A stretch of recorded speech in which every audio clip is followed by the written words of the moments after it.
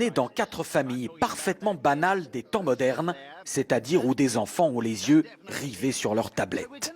L'objectif est d'observer ce qui les poussera à quitter leur écran des yeux, alors qu'autour d'eux, la réalité change.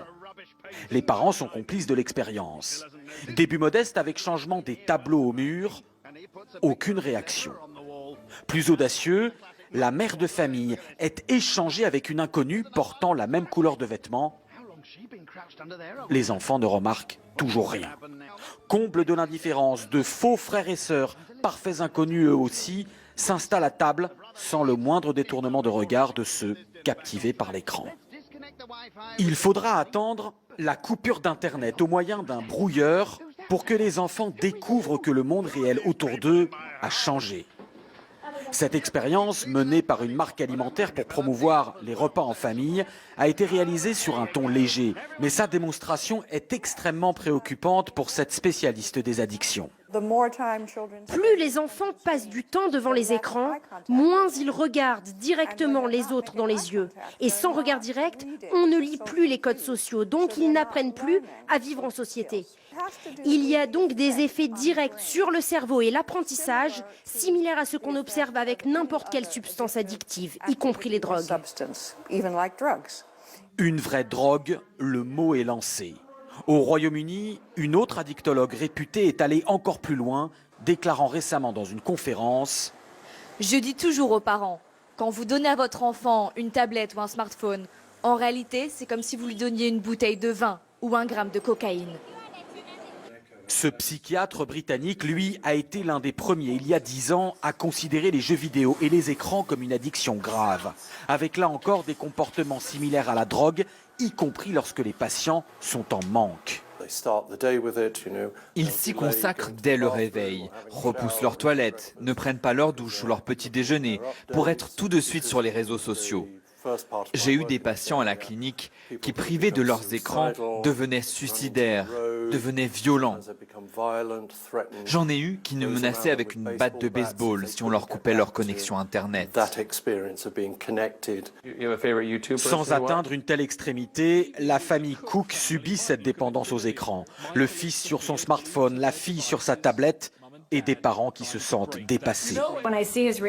Quand je vois les réactions de mon fils, si on lui enlève son portable, c'est une addiction. On va peut-être devoir faire une intervention. Je plaisante pas, c'est comme un drogué.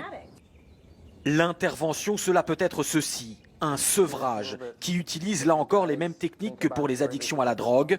Au Royaume-Uni et aux États-Unis, de nombreuses institutions proposent des cures de désintoxication en pleine forêt. Ce jeune homme est là depuis plusieurs semaines et semble littéralement renaître. Je commence enfin à me dire, va dehors, il y a un monde entier à voir et à explorer. Et quand tu ne fais que fixer ton écran, c'est vraiment malsain. Des cures loin du monde technologique. Dans ce centre, il n'y a qu'un seul téléphone du siècle dernier. Allons plus loin sur cette question passionnante en France maintenant et observons quelques chiffres avec Christelle Méral. Bonsoir Christelle, tout d'abord. Les adultes passent de plus en plus de temps devant ces écrans ? Oui, effectivement. Ils passent en moyenne 5 heures et 7 minutes par jour devant leurs écrans contre 3h10 il y a 10 ans, c'est-à-dire 2 heures de plus. Évidemment, le smartphone gagne du terrain. D'ailleurs, Laurent, savez-vous combien de fois par jour un adulte consulte son iPhone ? Je n'ose pas imaginer. Eh bien, il consulte 221 fois par jour en moyenne son smartphone. Alors, qu'est-ce qu'il en est des enfants ? Eh bien, les enfants, en moyenne, ils passent 4 heures et 11 minutes par jour devant les écrans. C'est 1 heure de plus qu'il y a 10 ans. Une forte hausse due à l'effet tablette. Désormais, près d'un tiers des enfants possèdent leur tablette. Et on peut donc parler clairement d'addiction. Oui, selon certains scientifiques, pour les adultes, les vacances déconnectées se développent. Aucun écran pendant plusieurs jours.